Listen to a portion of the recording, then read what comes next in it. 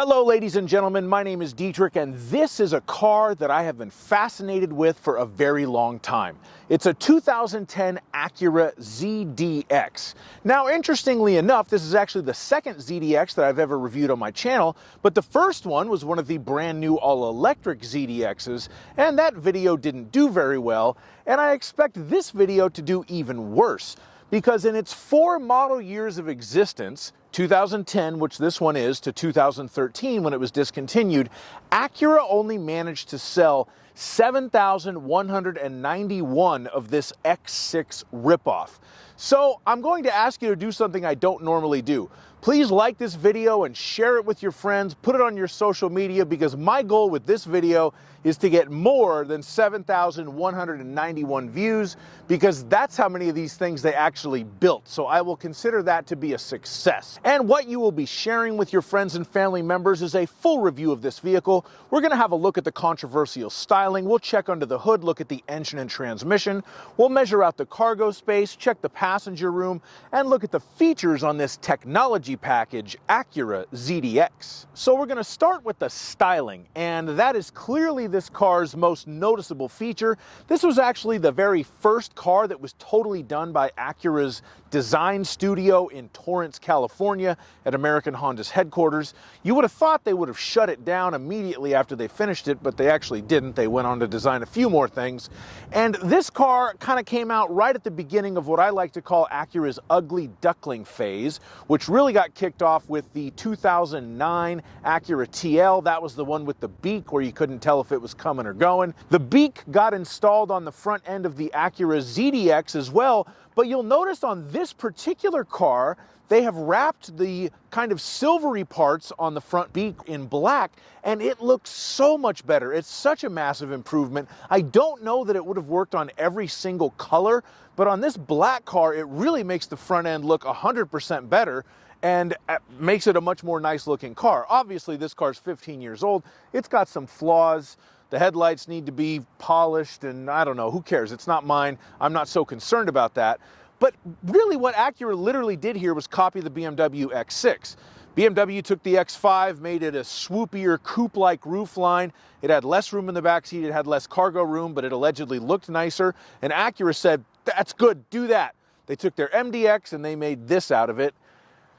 And that's the way it looks.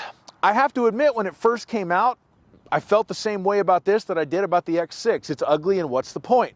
But as time has gone on and these things have become more and more common, I think that the ZDX has aged well from a design perspective, and I think definitely wrapping the silvery parts in the front black on this particular car really did improve the look as well. So it's aged well. I wonder if the new ZDX, which admittedly kind of looks like a hearse in black, will age as well as the old one did.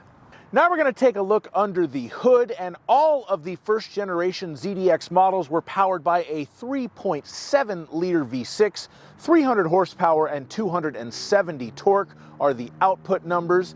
The engine sounds good, it feels good to drive. Of course, being a J-Series Honda V6, it is a little bit light on low-end torque, even in this largest displacement 3.7 liter version, but overall it does a good job of moving this car down the road. 6-speed automatic transmission was the only transmission on offer. This was actually, I believe, the first Acura ever to have a 6-speed automatic, and all of the first generation ZDXs came with Acura's super handling all-wheel drive. The super handling part of it is that the rear differential can shift the torque to the left or to the right depending on what the car needs when it's turning through a curve, so it can kind of push you through a curve.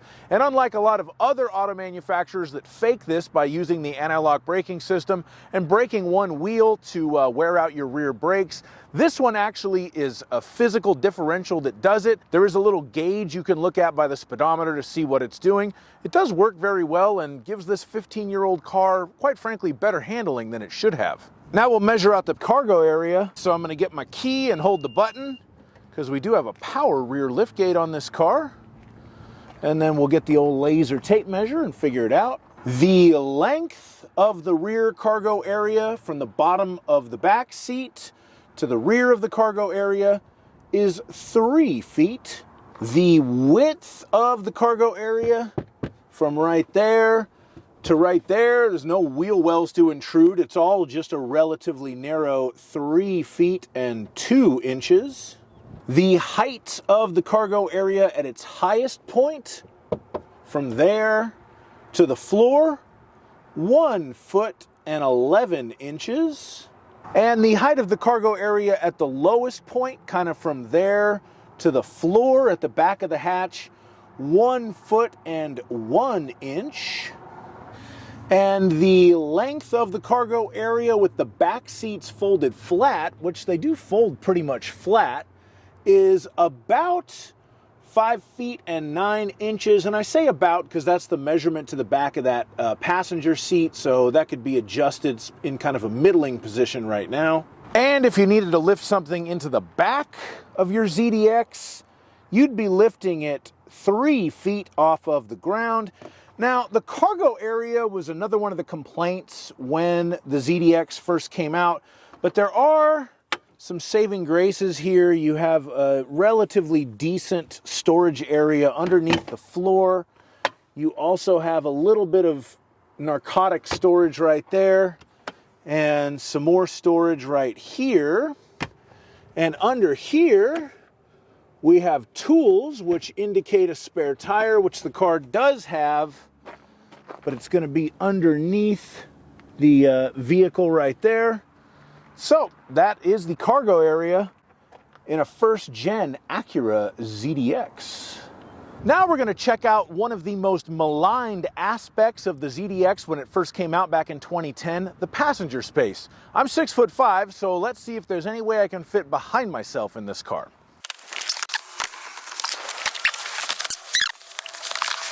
Okay, so the answer to this question is that it's not as bad as I thought it was going to be, but it's not very good either. So I'm sitting in the front, I'm sitting upright, but I have enough headroom, I have enough knee room, basically right there. Not super comfortable, but fitting. And if I move into the back, I actually have decent legroom back here. The problem is the headroom. I am just smushed up against it as far as the headroom goes. We do have some air vents. There don't appear to be any USB or power port. You probably wouldn't have gotten USB ports in 2010. It would have had like a cigarette lighter thing, but none of that. Let's see, we do have an armrest if I can somehow get it down, and some little mini cup holders. Very nice leather in this car. So anyway, what's that? A piece of debris. That is the passenger space in a 2010 ZDX. Now we're going to step inside and talk about the features on this 2010 Acura ZDX. And all the ZDXs did come very well equipped back then. Genuine leather seats were standard. A panoramic moonroof, which is kind of a two-piece job in this car, was standard. Xenon headlights as well. That was the height of technology back in 2010. It also had ambient cabin lighting, although not nearly as fancy as a new car with ambient lighting. The standard ZDX was equipped with a backup camera where the picture would show up in the rearview mirror. You also get dual zone automatic climate control and heated seats and a power steering column. This car is also equipped with the technology package, which was an optional upgrade that gave you the keyless access with the push button start. And if you're wondering what the hole right next to that start stop button is, you can actually physically just push the key in there and start the car if the battery in the key fob dies. The larger screen for the backup camera with the multi-view included. You get the ELS sound system, which I have to say is still fantastic in this car.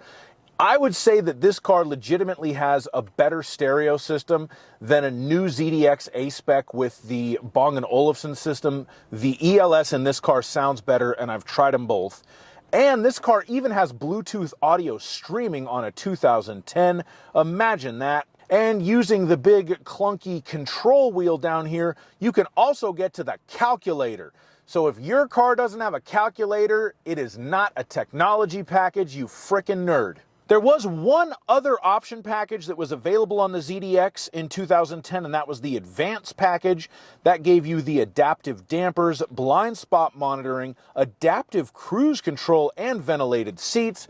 So that was a very advanced car for the 2010 model year, and rest assured, if I ever manage to get the keys to a ZDX Advance, you'll be seeing a review of it here. Thank you all so much for watching my video on this 2010 Acura ZDX. I've been fascinated with this car ever since it came out. I remember seeing one of the first ones at South Coast Acura, which doesn't even exist anymore, and just thinking, why? And after spending a couple of days with this car, I do really like it. I still kind of think, why?